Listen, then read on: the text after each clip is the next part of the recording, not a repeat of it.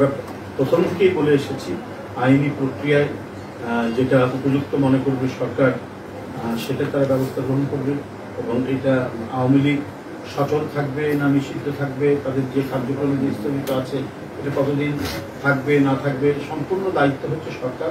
সরকার তার স্বীয় বিবেচনা সেটা সিদ্ধান্ত দেবেন, কথা তো আমরা বারবার বলার কথা বলেছি। তবে সাবজেক্ট যারা অপরাধ করেছেন, যাদের বিরুদ্ধে গণহত্যার অভিযোগ রয়েছে, তাদের বিষয়টা তো এটা তো আমাদের দেশের প্রচলিত আইন এবং আন্তর্জাতিক মানবাধিকার যে আইন সে আইন দিয়েই তো তার বিচার হচ্ছে।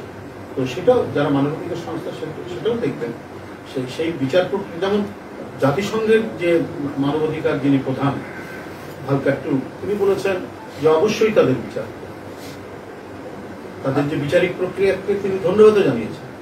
সর্বোচ্চ মানবাধিকার প্রতিষ্ঠান জাতিসংঘ তিনি তো আবার এই কথা বলছেন। সুতরাং যেটা আমি মনে করি যে সরকার যে প্রক্রিয়ায় বিচারটা করে যাচ্ছে আমার মধ্যে সেটা যথার্থ আছে।